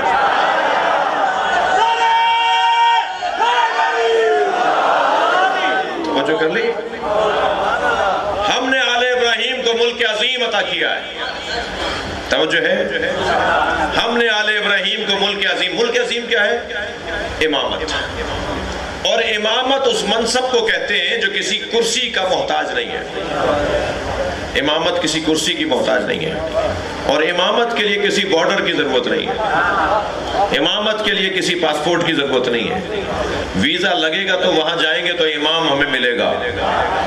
ہم تو دل میں کربلا بساتے ہیں، ہم تو ہر شہر میں پیڑ لگاتے ہیں، ہم تو ہر شہر میں کربلا بناتے ہیں۔ کربلا صرف عراق میں نہیں ہے، توجہ ہے حضرات کی؟ ملک عظیم یعنی امامت، جہاں سلطنت ہو اور جہاں مضبوط حکومت ہو اسے ملک عظیم کہا جاتا ہے۔ آپ دیکھیے دربار لگا ہوا ہے اور امام حسن کو بلایا گیا، مثال دے رہا ہوں، پہلے تو امام تشریف نہیں لا رہے تھے، پھر امام سے اصرار ہوا، مومنین نے بھی اصرار کیا تو امام تشریف آئے۔ بالکل آخری وقت میں جب محفل برخاست ہو رہی تھی، امام کو کرسی پر بٹھایا گیا تو یہاں انبار لگا ہوا تھا، تحفہ نذروات، تحفہ تحائف کا ایک انبار لگا ہوا تھا۔ حاکم کے ساتھ ہی جو لوگ آ رہے تھے نا ملنے، وہ کوئی نہ کوئی تحفہ لے کر آ رہے تھے، وہ انہیں پیش کرتے تھے، وہ کہتے تھے رکھ دو رکھ دو رکھ دو، ڈھیر لگ گیا۔ جب امام بیٹھے تو اس نے آواز دی اپنے نوکروں کو کہ جا کے حسن کو دے دو، اور جب امام کے سامنے وہ تحفے رکھے گئے تو کہا میں فلاں کا بیٹا ہوں، اپنی ماں کا نام لیا، میں فلاں کا بیٹا ہوں۔ ابھی محفل ختم ہونے والی تھی کہ ایک شخص نے آ کر امام حسن کی جوتیاں سیدھی کی، امام کے وہاں ان کے سامنے امام کی جوتیاں سیدھی کی۔ جیسے امام کی جوتیاں سیدھی فرمائی نا تو امام نے فرمایا یہ سارا مال تیرا ہے۔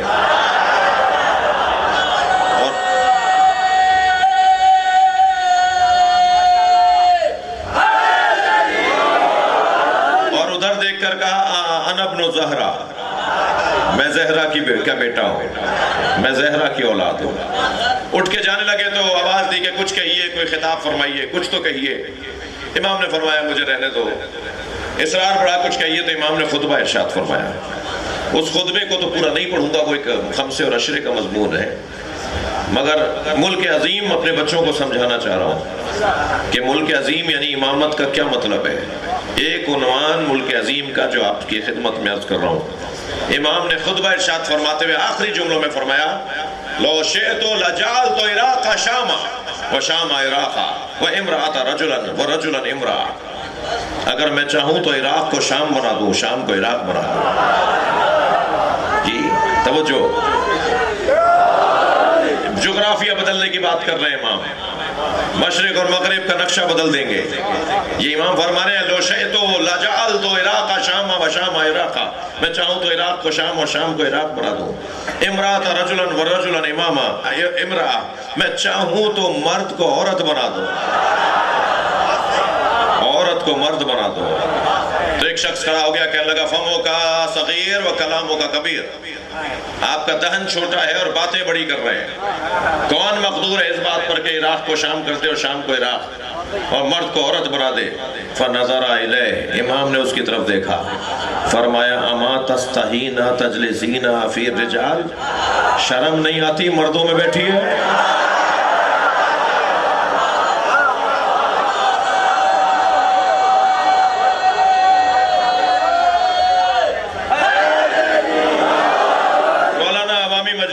برداشت کیجئے مجھے، ایک صلوات پڑھیں ذرا محمد و آل محمد۔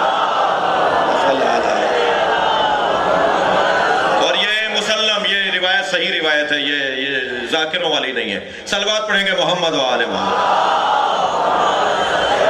مجھے کنٹرول کرنا آتا ہے مجمع کو، مجمع میں مولوی ہو یا مجھ جیسا طالب علم ہو، اگر میرا اپنے مجمع پہ ہی کنٹرول نہیں ہے تو پھر خطیب کیسا ہو؟ تو مولانا کو بھی میں نے تسلی دے دی۔ ایک صلوات پڑھیں ذرا محمد و آل محمد۔ اصل میں مولوی حضرات سے ذرا دیر سے ہضم ہوتا ہے، تو یہ تو خیر مولا ہی ہیں، سامنے بیٹھے ہوئے ہیں۔ ایک اور صلوات پڑھیں محمد و آل محمد۔ توجہ کر لی؟ ولایت تکوینی کا مطلب سنا ہے میرے بچوں؟ ہم اپنے ائمہ کو، ہم اہل بیت مصطفیٰ کو صاحب ولایت تکوینیہ مانتے ہیں۔ دلیل دوں؟ میں ایسے چہرے دیکھ رہا ہوں کہ اگر وہ پہاڑ کو کہیں تو پہاڑ اپنی جگہ سے ہٹ جائے۔ ارے کم سے کم عیسائیوں کی طرح ہی اہل بیت کو مان لو۔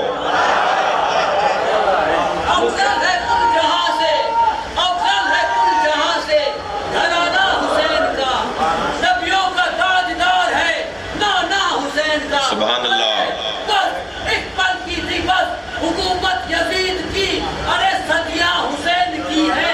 سبحان اللہ، صلوات پڑھیں گے، صلوات پڑھیں گے محمد و آل محمد۔ ملکن عظیما، ہم نے آتیناہم ملکن عظیما، ہم نے اس گھرانے کو ملک عظیم عطا کیا ہے۔ دیکھیے مولا علی کا آغوش مادر میں بولنا اگر کسی کو سمجھ میں نہیں آتا تو ہمیں سمجھانا بھی آتا ہے۔ جب حضرت یوسف کو زلیخا نے اپنے حجرے میں بلوایا تو باہر سے 7 دروازے بند کروا دیے، باہر سے کنیزیں تالے ڈال کر چلی گئیں، اور جب حضرت یوسف کے قریب ہونے لگی تو حضرت یوسف نے اللہ سے پناہ مانگی۔ جب حضرت یوسف نے اللہ سے پناہ مانگی تو اسے بھی یاد آیا کہ اس کا بھی کوئی اللہ ہے، تو جو حجرے کے اندر بت رکھا تھا اس کے اوپر چادر ڈال دی۔ حضرت یوسف نے فرمایا یہ کیا کیا تم نے؟ کہنے لگی مجھے اپنے اللہ سے حیا آ رہی ہے۔ تو حضرت نے فرمایا کہ تم نے تو اپنے اللہ کی آنکھوں پہ چادر ڈال دی، میری اللہ کی آنکھوں پہ پردہ نہیں ڈالا جا سکتا۔ اچھا ایک جملہ اور یہاں کہہ دوں کہ یہ جو حضرت یوسف نے کہا نا اعوذ باللہ، العیاذ باللہ، میں اللہ کی پناہ چاہتا ہوں، تو اسے یاد آ گیا کہ وہ بھی کسی کو اللہ مانتی ہے۔ یہی تو فلسفہ ہے اذانوں میں بار بار توحید، نبوت اور ولایت کا اعلان کرنا، تاکہ کسی کو یاد آ جائے کہ اس کا بھی کوئی اللہ ہے، وہ بھی کسی کو بڑا مانتا ہے۔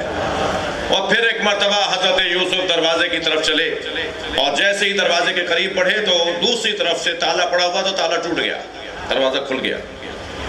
یہ پیچھے پیچھے دوڑ رہی ہے، حضرت یوسف آگے آگے جا رہے ہیں۔ دوسرا تالا ٹوٹا، تیسرا دروازہ کھلا، چوتھا دروازہ کھلا، تالا لگا ہوا تھا مگر تالا کھلتا چلا گیا۔ اس کا مطلب یہ ہے کہ اللہ پہ توکل کرو گے تو تالا کھلے گا، اللہ پہ بھروسہ کرو گے تو رستے کھلیں گے۔ اور جیسے ہی آخری دروازے پر پہنچے تو یہ پہنچ گئی اور تالا کھلنے میں دیر ہوئی۔ اب یہ بھی تو اللہ کی مصلحت ہے، تالا کھل نہیں رہا، اور زلیخا نے جا کر حضرت یوسف کو ہاتھ لگایا، اور حضرت یوسف جب باہر نکلے تو قمیض کھینچی تو پیچھے سے قمیض پھٹ گئی، اور سامنے عزیز مصر کھڑا ہوا تھا۔ یہ قرآنی واقعہ ہے جسے احسن القصص کہا ہے قرآن نے۔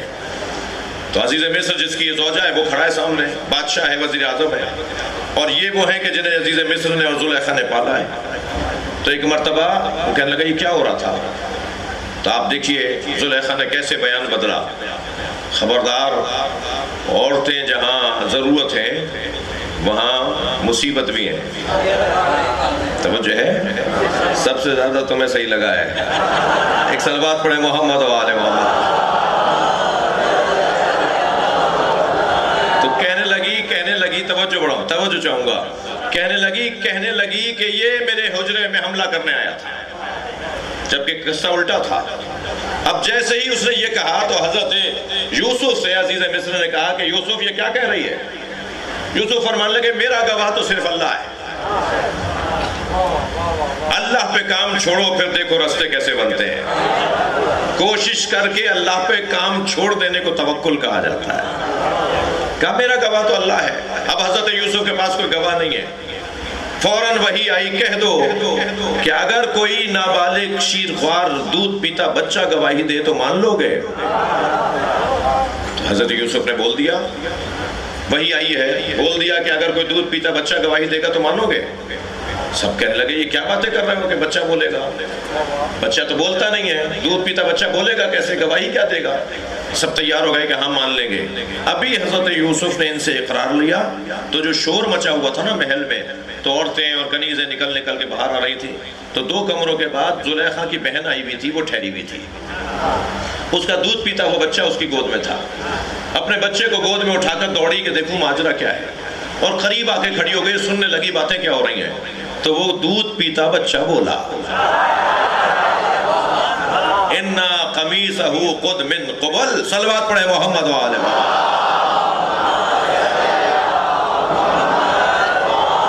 اگر قمیص آگے سے پھٹی ہوئی ہے، قمیص اگر آگے سے پھٹی ہوئی ہے تو یہ سچ کہہ رہی ہے، اور اگر قمیص پیچھے سے پھٹی ہوئی ہے تو یہ جھوٹ بول رہی ہے۔ اس لیے کہ اگر انہوں نے حملہ کیا ہوتا تو قمیص آگے سے پھٹتی، حملہ انہوں نے کیا ہے، یہ تو جا رہے تھے۔ اور جیسے ہی یہ ماجرا دیکھا کہنے لگا بچے کی گواہی، اور وہ بھی گواہی عقل کے مطابق، جسے قرآن نے کہا ہے کہ شاہد شاہد من اہلہا، خود زلیخا کے خاندان سے ایک گواہ نکلا۔ اللہ کا کام پھر اللہ کا ہوتا ہے۔ اگر کسی معصوم پر تہمت لگے تو بچے کی گواہی قبول کی جاتی ہے۔ اب اگر دربار میں زہرا جا کے کہہ رہی ہیں حسنین میرے گواہ ہیں، تو قرآن کہہ رہا ہے کہ بچے کی گواہی مانو۔ صلوات پڑھے محمد و آل محمد۔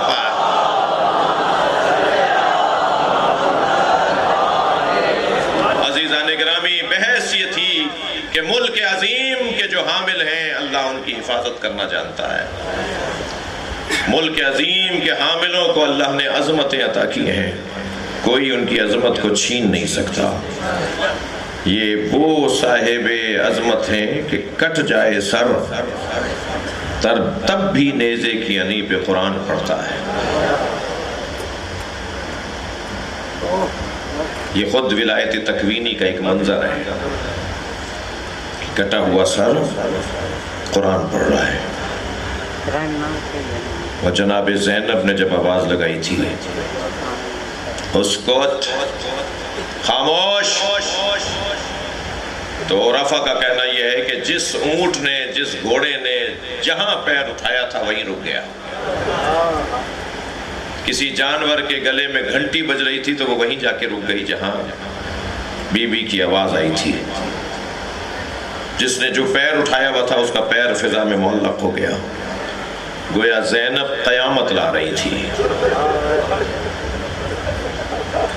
خاموش، سب خاموش ہو گئے۔ تب آواز آئی یا اماں انت عالمۃ غیر معلمہ، پھوپھی اماں آپ عالمہ غیر معلمہ ہیں۔ بی بی نے فرمایا اب میں دربار میں جاؤں گی۔ عزیزدارو، رونے کے لیے بعض اوقات ایک جملہ بھی کافی ہوتا ہے۔ میں ایک مجلس میں جیسے آج آپ کی خدمت میں ہوں، رش بہت زیادہ تھا، چاہنے والوں میں سے کسی کا دھکا لگا، میرا ماما زمین پہ گر گیا۔ ایک جوان نے اٹھا کر مجھے دیا اور اس کی مذمت کرنے لگا کہ تمہیں دیکھا نہیں، تمہیں نظر نہیں آتا۔ وہ میرا ماما مجھے دے رہا تھا اور میں رو رہا تھا۔ میرے ماں باپ قربان، میری نسلیں حسین کی جوتیوں پہ قربان، ہماری حیثیت کیا ہے اور ہمیں ہے کون؟ مجھے رونا اس پر آ رہا تھا کہ میرا ماما تو احترام کی نگاہ سے دیکھا گیا، مگر سلام ہو زہرا کے لال پر جس کا ماما اتار کے کوئی لے گیا۔ جناب زینب نے جن مصیبتوں کو یاد کر کر کے گریہ کیا ہے، ان میں سے ایک مصیبت یہ تھی نانا یہ آپ کا حسین ہے جس کا ماما اتار کر لے گئے، جس کی ابا اتار کر لے گئے؟ نانا آپ کی بچیوں کو اسیر بنا لیا، یہ وہی حسین ہے جس کو آپ زبان چساتے تھے؟ اجرکم اللہ، اجرکم اللہ۔ عزاداروں، میں ایک جگہ مجلس پڑھ کر نکلا تو مجھ سے ایک روتے ہوئے عزادار نے کہا مولانا آج آپ نے مصائب کم پڑھے۔ میں نے کہا بھائی کیا یہ کم مصائب تھے کہ حسین گھوڑے سے گر گئے؟ کوئی نہیں تھا جو زہرا کے لال کو سہارا دیتا؟ جسے ہم جانور کہتے ہیں، جسے ہم گھوڑا کہتے ہیں، اس نے اپنے دونوں گھٹنے ٹیک دیے تھے کہ حسین گھوڑے سے گریں تو تکلیف کم سے کم ہو۔ بعض جگہ تو میں نے یہ بھی پڑھا کہ زمین پر لیٹ گیا تھا کہ حسین دوبارہ سے بیٹھ جائے تو میں حسین کو کہیں اور لے جاؤں۔ پنجاب کی ایک عدالت میں ایک جج بیٹھے ہوئے قاصدوں سے سن رہے تھے اور گواہوں سے قلم بند، ان کے گواہیوں کو قلم بند کر رہے تھے۔ آ کے بتاتے تھے ہم نے یہ دیکھا، گواہیاں دے رہے تھے جج کو سامنے کسی مقدمے کے لیے، اور قاصد آواز لگاتا تھا عمران حاضر ہو، ستار حاضر ہو، شعیب حاضر ہو مثلا، تو اچانک اس نے آواز لگائی زینب حاضر ہو۔ جیسے ہی اس نے کہا نا زینب حاضر ہو، اس کے ہاتھ میں قلم تھا وہ چھوٹ گیا، اپنی کرسی چھوڑ کر اپنے آفس میں چلا گیا اور بلند بلند گریہ کرنے لگا۔ اسٹاف نے جا کر کہا حضور کیا ہوا؟ فرمایا 1400 سال کے بعد مجھ سے برداشت نہیں ہوا۔ زینب کبریٰ نے، سید سجاد نے کیسے برداشت کیا ہوگا؟ جب آواز دی گئی کہ زینب کو دربار میں لایا جائے، میری بیویوں کے حلقے میں کھڑی تھی، آواز دی شمر کو بلایا جائے جو کربلا کی گزارش سنائے۔ ایک چبوترے پر شمر کو کھڑا کر دیا گیا، شمر بتاؤ تم نے کربلا میں کیا کیا ہے؟ تو اس نے گزارش سنانا شروع کی، ہم نے کربلا میں ان کے حسین کے اصحاب کو مارا، پھر ہم نے حسین کے بچوں کو مارا، پھر ہم نے حسین کو پیاسا کر کے مارا۔ جب شمر یہاں پہنچانا کہ ہم نے حسین کو بھوکا اور پیاسا کر کے مارا، تو بیویوں کے حلقے سے جناب زینب کی آواز آئی، اور آواز یہ تھی اسکت ایھا الکاذب ابن الکاذب، خاموش جھوٹے اور جھوٹے کی اولاد۔ سب نے مڑ کر دیکھا یہ کون ہے؟ کہا یہ علی کی بیٹی زینب ہے، یہ حسین کی بہن زینب ہے۔ دربار میں بیٹھے ہوئے لوگوں نے مطالبہ کیا کہ زینب کو بولنے کا موقع دیا جائے۔ سپاہی جناب زینب کو لانے کے لیے آگے بڑھے۔ جناب فضہ نے آگے کھڑے ہو کر کہا میں نے اس کی ماں سے وعدہ کیا تھا، میں زہرا کے بچوں کی حفاظت کروں گی۔ جناب فضہ کو ہٹانے کے لیے ایک سپاہی نے تازیانہ مارا تو جناب فضہ نے یزید کے عقب میں کھڑے ہوئے حبشیوں کو خطاب کیا، تمہاری غیرت کو کیا ہو گیا؟ تمہارے قبیلے کی عورت کو مارا جا رہا ہے اور تم دیکھ رہے ہو؟ عزاداروں تلواریں نکلنا شروع ہو گئیں۔ حبشیوں نے یزید کو کہا خبردار ہماری قبیلے کی عورت پر کوئی ہاتھ نہ اٹھائے۔ رو رہے ہیں نا آپ؟ جناب زینب نے شام سے مدینے کی طرف رخ کیا، سلام کیا، نانا سلام ہو۔ ایک کنیز کے حمایت کرنے والے موجود ہیں مگر آپ کی نواسی کی کوئی حمایت کرنے والا نہیں۔ آواز دی گئی زینب وہیں سے بات کریں، کیا کہنا چاہتی ہیں؟ جناب زینب کو آواز دے کر کہا زینب بولو کیا کہتی ہو؟ میری بیوی نے خطبہ ارشاد فرمایا ہے یا یزید کد قیدک وجہد جوہدک فوالذی شرفنا بالوحی والکتاب۔ اے یزید جتنی چالیں چل سکتا ہے چل لے، جتنی سازشیں کر سکتا ہے کر لے، مگر جان لے کہ اللہ نے ہم اہل بیت کو قرآن اور وحی کے ذریعے شرف عطا کیا ہے، یہ شرف تو ہم سے چھین نہیں سکتا۔ اے یزید جسے تو حکومت کہتا ہے وہ حکومت نہیں ہے، مہلت ہے، یہ کچھ دن بعد تو سے چھن جائے گی۔ اس کے بعد فرماتی ہیں اِنَّ أَخَ الْحُسَيْنِ لَا يَتْرُكْ فِي الْكُوفَةِ إِلَّا وَفِيهَا بَاكٍ وَبَاكِيَا۔ یہ جھوٹ بول رہا ہے کہ میرے بھائی حسین کو انہوں نے گھیر کے مارا ہے، میرے بھائی حسین نے کوفے میں کوئی گھر نہیں چھوڑا جہاں جنازہ نہ بھیجا ہو، جہاں میرے بھائی نے میت نہ بھیجی ہو۔ میرا پیاسا بھائی، میرا بھوکا بھائی، اس نے ہر گھر میں ایک میت بھیجی ہے۔ سب نے شمر کو آواز دے کر کہا شمر کیا کہتی ہے یہ بیوی؟ کہنے لگا یہ سچ کہہ رہی ہے، حسین کا جیسا حوصلہ تو کسی کا نہیں ہے، حسین حسین دلوں پر دل لے کر آئے تھے. ہم حسین کا ایک دل توڑتے تھے دوسرا دل جوان ہو جاتا تھا. ہم حسین کا ایک عزیز مارتے تھے حسین پھر حوصلے میں سامنے آ جاتے تھے. ہم نے ایسے ایسے پیارے پیارے بچے مارے مگر حسین آخری وقت میں بھی اللہ کی تسبیح پڑھ رہے تھے. حسین آخری وقت میں بھی اللہ کی بارگاہ میں مناجات کر رہے تھے. ہم نے حسین کی زبان پہ شکوہ نہیں دیکھا. جب میں خنجر چلا رہا تھا تو حسین کی زبان پر شمر کہتا ہے جب میں خنجر چلا رہا تھا تو حسین کی زبان پر تسبیح تھی بسم اللہ وباللہ وفی سبیل اللہ وعلی ملت رسول اللہ. حسین اللہ کا ذکر کر رہے تھے جب ان کے گلے پہ چھری چل رہی تھی. یزید نے آواز دے کر کہا زینب بتاؤ کربلا میں سب سے بڑی مصیبت تم نے کیا دیکھی؟ زینب سب سے بڑی مصیبت تم نے کیا دیکھی؟ عجب نہیں یزید یہ سوچ رہا ہو کہ بی بی کہیں گی علی اکبر کا لاشے پر میرے بھائی کا جانا میرے لیے بڑی مصیبت تھی. عجب نہیں سوچ رہا ہو کہ بی بی کہیں گی حسین بھائی کے گلے پہ خنجر چلنا میرے لیے سب سے بڑی مصیبت تھی. عجب نہیں سوچ رہا ہو کہ زینب کہیں گی حسین پہ دوڑتے ہوئے گھوڑے میرے لیے سب سے بڑی مصیبت تھی.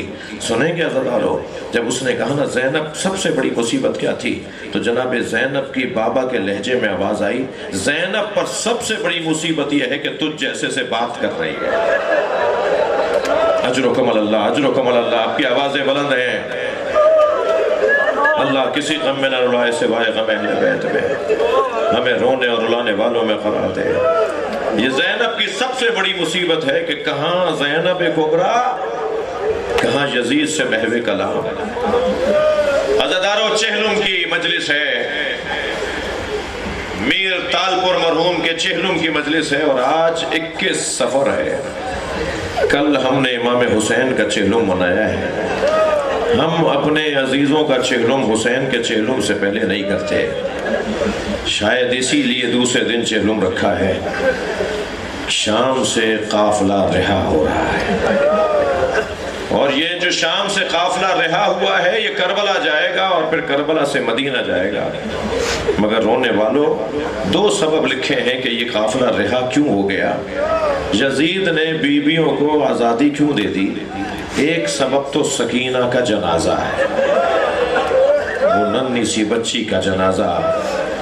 رونے والوں جب غسالہ غسل دینے آئی ہے نا تو روتی ہوئی باہر آئی اور امام سجاد کے سامنے بیٹھ کر کہنے لگی اے اسیر زندان تمہاری بہن کو کیا بیماری تھی.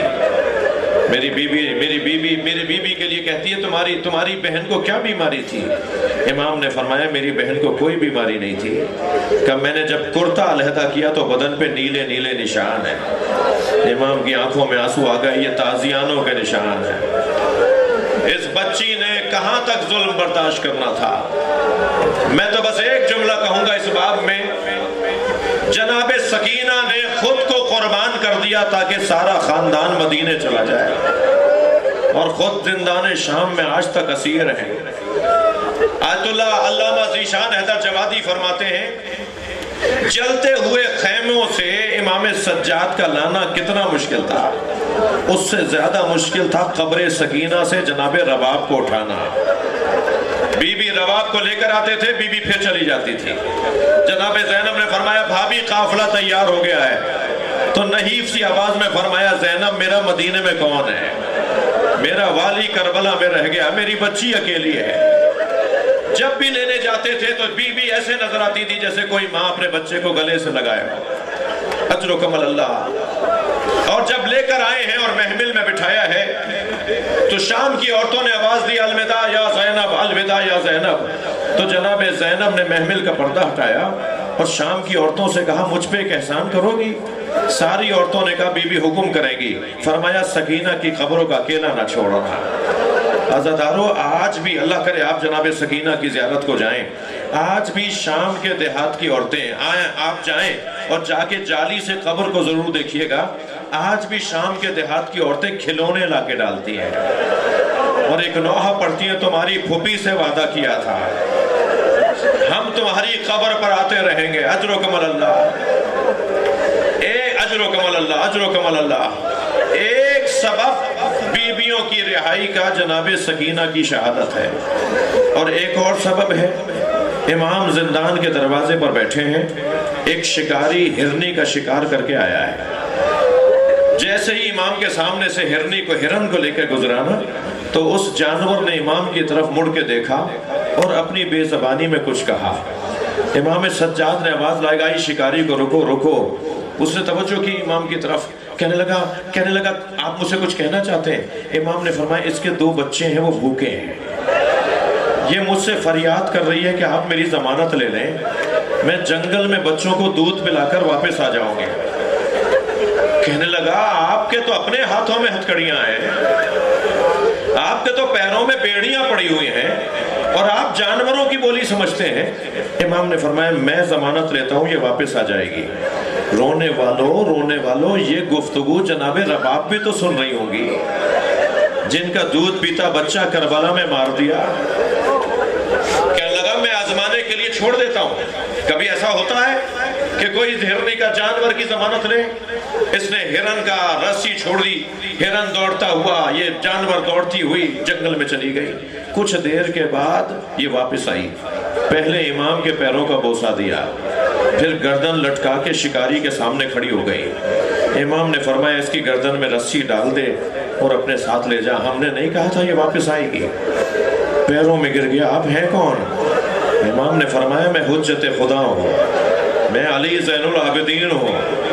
اس نے شام میں جا کے بتایا تم نے اسیر کسے کیا ہوا ہے. اجرکم اللہ, اجرکم اللہ, یہ حجت خدا ہیں جنہیں تم نے اسیر بنایا ہوا ہے. کچھ دنوں میں انقلاب بپا ہونے لگا. یزید نے طے کیا کہ اس سے پہلے کہ انقلاب بپا ہو اہل بیت کو اسارت سے آزاد کر کے انہیں مدینہ پہنچا دیا جائے. بلایا امام سجاد کو, اے علی بن حسین ہم آپ کو آزاد کرنا چاہتے ہیں. امام نے فرمایا میں اپنی پھوپھی سے پوچھوں گا. بی بی, پھوپھی ہمیں یزید آزاد کرنا چاہتا ہے. میری بی بی نے فرمایا میری 3 شرطیں ہیں. شرطیں وہ رکھتا ہے جو جیتتا ہے, جو ہارتا ہے وہ شرطیں مانتا ہے. بی بی نے فرمایا پہلی شرط یہ ہے مجھے گھر چاہیے جہاں میں اپنے حسین کا ماتم کروں. عزاداروں اپنی آوازوں کو آزاد کریں گے, میں مجلس مکمل کر رہا ہوں. جب آپ بلند آواز سے روتے ہیں امام جعفر صادق دعا دیتے ہیں. میں آپ سے ایک التجا کروں گا, محرم سفر میں ایک مجلس ضرور اپنے گھر میں کیا کریں. چاہے 5 آدمیوں کو لے جائیں, ایک مرثیہ پڑھ لیں, ایک نوحہ پڑھ لیں, 4 آدمی کھڑے ہو کر ماتم کر لیں, نیاز کر لیں, اپنے گھر میں ایک مجلس ضرور کریں. اس لیے کہ زینب کی آرزو ہے کہ گھر میں نوحہ ہو, کوئی گھر ملے جس میں اپنے بھائی کا ماتم کروں. میرا پہلا مطالبہ یہ ہے مجھے گھر چاہیے جہاں میں اپنے بھائی کا ماتم کر سکوں. فرمایا میرا دوسرا مطالبہ یہ ہے کہ ہمارے تبرکات واپس کیے جائیں, ہماری چادریں لوٹائی جائیں, میرے بھائی کے بدن پہ لگا ہوا کرتا واپس کیا جائے, میرے حسین کا امامہ واپس کیا جائے, ہماری سکینہ کی بالیاں واپس کی جائیں, وہ زیورات واپس کیے جائیں جو بیویوں کے چھینے گئے ہیں, ہمارے شہیدوں کے سر واپس کیے جائیں. اور تیسرا مطالبہ یہ ہے کہ ہمارے ساتھ کسی ایسے فرد کو کرو جو ہمیں مدینہ پہنچا کر آئے, ہم رستوں سے آشنا لوگ نہیں ہیں. یزید نے کہا زین العابدین میں 2 مطالبے آپ کے مانوں گا, آپ کے ساتھ بشیر ابن جزلم کو کرتا ہوں جو آپ کو مدینہ پہنچائے, اس کا باپ بھی آپ کا شیعہ تھا, یہ بھی آپ کا محب ہے, اور آپ کو گھر بھی دیتے ہیں جہاں آپ حسین کا ماتم کریں. مگر تیسرا مطالبہ میں کیسے پورا کروں؟ کوئی تبرک لوٹ کے کہیں لے گیا, کوئی چادر لوٹ کے کہیں لے گیا, کوئی امامہ اتار کے کہیں لے گیا. کہنے لگا پیسے بتا دو میں پیسے دینے کو تیار ہوں. امام بیٹھے ہوئے تھے, کھڑے ہو گئے. امام نے فرمایا تیرے پاس وہ پیسے کہاں ہیں جو اس کرتے کی قیمت ادا کرے جو میری دادی زہرا نے میرے بابا حسین کے لیے سیا. 10 دن تک جناب زینب نے شام میں ماتم کیا. تبرکات واپس آنا شروع ہوئے. ایک گٹھڑی لا کے رکھی گئی, اس گٹھڑی کو کھولا تو چادریں نظر آئیں. جناب زینب نے ایک چادر دیکھ کر کہا بھابی ام لیلہ آپ کی چادر آ گئی ہے. ایک اور چادر کو دیکھ کر کہا بھابی ام فروہ آپ کی چادر بھی واپس آ گئی ہے. عزاداروں سنیں گے, ایک چھوٹی سی چادر پر نگاہ گئی, جناب زینب نے وہ چادر اٹھائی, قبر سکینہ پہ چادر پھیلا دی اور آواز دی سکینہ اٹھو تمہاری چادر بھی واپس آ گئے. اجر و کمال اللہ, اجر و کمال اللہ. مجلس مکمل ہو گئی عزاداروں. قافلہ شام سے کربلا آ گیا. کربلا میں حسین کی قبر پر میری بیوی نے 3 دن گزارے اور پھر مدینہ چلے. جب مدینہ چلے نا تو بشیر ابن جزلم سے امام سجاد نے فرمایا کہ ہم شہر مدینہ کے باہر رہیں گے، تم مدینے میں جا کے بتاؤ کہ حسین کا لوٹا ہوا قافلہ آ گیا، حسین کو کربلا میں مار دیا گیا، حسین کے بچوں کو اسیر بنا لیا گیا، اب حسین کا لٹا ہوا قافلہ مدینے میں آ گیا۔ بشیر نے کالا علم لیا اور اپنے گھوڑے سے اتر کر محلے محلے مرثیہ پڑھتا جا رہا تھا، اے اہل یثرب، اب مدینہ رہنے کے قابل نہیں رہا، یہ حسین کا قافلہ جو گیا تھا وہ لٹ کر واپس آیا، کربلا میں حسین کو بھوکا پیاسا مار دیا۔ جیسے ہی محلے بنی ہاشم سے گزرا نا، ایک دروازہ کھلا، ایک برقع پوش ضعیف العمر بی بی ہاتھ میں عصا لیے ہوئے 2 قدم آگے بڑھ کے کہتی ہے، بشیر کس حسین کی بات کر رہے ہو؟ میں عباس کی ماں ام البنین ہوں، کبھی بھی حسین ابن علی کی بات کر رہا ہوں، حسین کو کربلا میں بھوکا اور پیاسا مار دیا گیا۔ سنیں گے عزیزانو؟ تو بے ساختہ کہا میں عباس کو دودھ نہیں بخشوں گی، میں نے عباس کو جوان کیا تھا کہ حسین کے کام آئے، آواز دی اے بی بی عباس کو کچھ نہ کہیے گا۔ عباس کے پہلے بازو قلم ہوئے، عباس گھوڑے سے پہلے گرا کے مارے گئے، پھر حسین کو کربلا میں مارا گیا۔ الا لعنت اللہ علی قوم الظالمین۔ یا اللہ ان آوازوں پر رحمت نازل فرما، ان رونے والوں کی توفیقات میں اضافہ فرما، ہم سب کی عاقبت بخیر فرما۔ مرحومین، مغفورین، منظورین، میر اعجاز علی تالپور، ابن میر غلام علی تالپور، میر امیر عنایت اللہ، عنایت علی، اس گھر کے دیگر مرحومین، حاضرین مجلس کے مرحومین، یا اللہ ان سب کی مغفرت فرما، امام زمانہ کے ظہور میں تعجیل فرما۔